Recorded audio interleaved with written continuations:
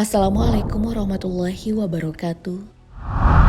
Sahabat beriman, setiap manusia, sekalipun dia adalah seorang nabi, pasti akan menghadapi kenyataan bahwa kematian adalah fase paling menakutkan yang akan dilalui di dunia. Menariknya, sebagai seorang nabi yang lebih istimewa di antara utusan Allah lainnya, Rasulullah Shallallahu Alaihi Wasallam ternyata mengalami hal yang berbeda saat roh beliau dipisahkan dari jasadnya. Sampai-sampai malaikat Jibril yang berada di dekat Rasulullah memalingkan wajahnya tatkala melihat roh Rasulullah dicabut oleh malaikat Israel. Lantas, kejadian apa yang membuat Jibril sampai memalingkan wajahnya? Tetap tonton terus video ini hingga akhir agar tidak sesat. Di bulan Rabiul Awal pada tahun 632 Masehi silam, entah kenapa Rasulullah merasa seluruh anggota tubuhnya lemah tak berdaya.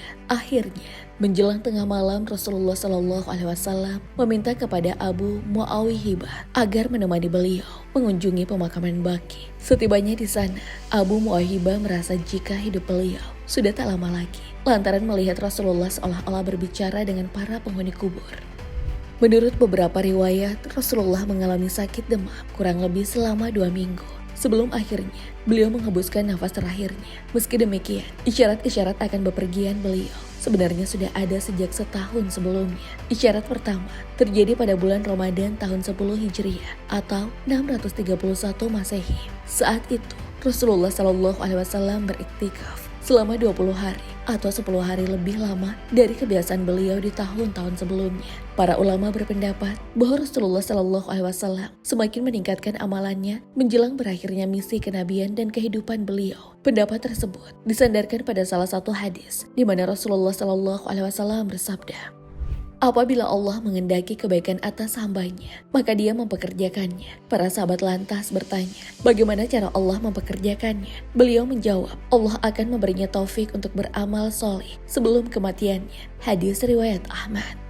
Isyarat kedua ditandai dengan turunnya surah Al-Maidah ayat 3. Peristiwa itu berlangsung pasca beliau menyampaikan khutbahnya di Arafah dalam kitab Sirah Nabawiyah karya Syekh Saifur Rahman Al-Mubarakfuri. Setelah matahari tergelincir, beliau minta didatangkan kepadanya Al-Kashwa, jenis unta yang istimewa, untuk beliau tunggangi menuju padang Arafah. Di Arafah, Rasulullah kemudian beranjak ke tempat ukuf, dan saat itulah Allah Subhanahu wa Ta'ala menurunkan wahyu kepada utusannya dengan berfirman, "Pada hari ini telah kusempurnakan untuk kamu agamamu, dan aku cukupkan kepadamu nikmatku, dan telah kuridhoi Islam jadi agama bagimu."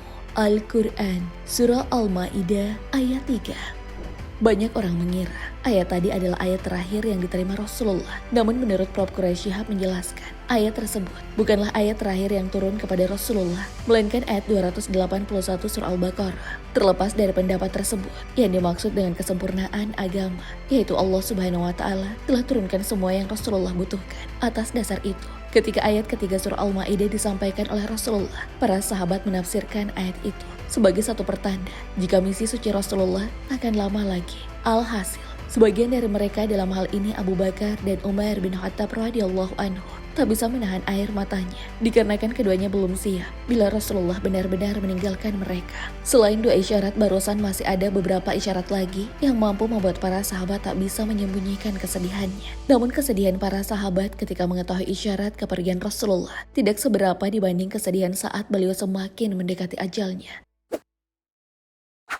Saat itu, 5 hari menjelang wafatnya Rasulullah Shallallahu Alaihi Wasallam, Ibnu Abbas radhiyallahu anhu yang tak mampu menahan kesedihannya, bagaimana tidak, dalam kondisi sakit yang semakin parah, beliau berkata kepada sahabat yang berada di dekatnya, "Ambilkanlah saya buku. Saya akan menuliskan buat kalian sebuah tulisan yang dijamin tidak akan membuat kalian tersesat selama kalian berpegang teguh kepadanya." Sayangnya, bukannya bergegas mengambilkan Rasulullah sebuah buku, para sahabat justru berselisih lantaran sebagian dari mereka ada yang beranggapan untuk apa beliau menuliskan pesan sedangkan Al-Quran sudah cukup dijadikan pegangan hidup. Sebagiannya lagi ingin memberikan buku supaya beliau bisa menulis sesuatu agar umatnya tidak tersesat. Perselisihan itu berlangsung alot sampai-sampai Rasulullah membatalkan keinginannya sambil bersabda, "Berhentilah dari apa yang kalian perselisihkan. Sesungguhnya apa yang ada padaku ini lebih baik daripada apa yang ada pada kalian." Hadis riwayat Muslim. Setelah kejadian memalukan yang diperlihatkan para sahabat di hadapan Rasulullah, kondisi beliau semakin mengkhawatirkan. Pada Senin 12 Rabiul Awal, atas beberapa saat Rasulullah wafat, Sayyidah Fatimah masuk ke dalam kamar Rasulullah sambil menangis. Fatimah menangis, sebab biasanya setiap kali ia masuk ke kamar ayahnya, Rasulullah selalu berdiri menyambutnya dengan pelukan. Di saat tangisannya mulai mereda, beliau kemudian memanggil Fatimah dengan berkata, "Mendekatlah kemari wahai putriku Fatimah." Setelah mendekat, beliau lalu membisikkan sesuatu yang ternyata membuat Fatimah kembali menangis. Belum selesai Fatimah menangis, Rasulullah Shallallahu Alaihi Wasallam berbisik lagi, dan akhirnya Fatimah tersenyum di tengah kesedihannya. Dikutip dari buku Kisah Azan Terakhir Sahabat Nabi Bilal bin Rabah, bisikan pertama yang membuat Fatimah menangis disebabkan Rasulullah Shallallahu Alaihi Wasallam mengatakan dia akan meninggal. Sementara bisikan yang membuat Fatimah tersenyum disebabkan Rasulullah berkata, "Engkau wahai Fatimah adalah keluargaku yang pertama kali akan bertemu denganku." Setelah Fatimah secara bergantian, Rasulullah lalu berwasiat kepada Hasan dan Husain, kemudian istri-istrinya, dan terakhir kepada sahabat dan seluruh umat manusia. Seusai berwasiat kepada seluruh pengikutnya, rasa sakit Rasulullah semakin terasa berat. Di saat itu pula, beliau meminta kepada seluruh yang ada dalam rumahnya untuk keluar dan memanggil Sayyidah Aisyah. Di tengah-tengah menahan rasa sakit, malaikat Jibril masuk menemui beliau dengan berkata, "Wahai kekasih Allah, malaikat Israel sudah ada di depan pintu, meminta izin menemuimu, dan sungguh dia tidak pernah meminta izin untuk mencabut nyawa kecuali dirimu." Begitu mulianya Rasulullah di mata malaikat, sampai-sampai hanya Rasulullah satu-satunya manusia yang diminta izin sebelum ruhnya dicabut. Alhasil, Rasulullah yang sedang tidur di pangkuan Aisyah lantas mengizinkan malaikat pencabut nyawa itu masuk di dalam ruangan. Saat malaikat Israel berhadapan dengan Rasulullah, sang malaikat berkata, "Wahai Rasulullah, Allah mengutusku untuk memberikan pilihan kepadamu antara tetap tinggal di dunia ini atau bertemu dengan Allah di akhirat." Tanpa berpikir panjang, Rasulullah memilih bertemu dengan Allah. Atas izin Rasulullah, malaikat maut pun mendekat dan mulai mencabut ruh beliau tanpa ada cara dan pilihan lain. Tatkala roh Rasulullah sudah sampai di perut, sambil meringis beliau berkata kepada Jibril, "Wahai Jibril, alangkah sakitnya sakaratul maut ini." Mendengar ucapan Rasulullah, Jibril secara spontan memalingkan wajahnya. Hal itu ternyata disadari oleh Rasulullah sehingga beliau berkata lagi, "Mengapa wahai Jibril?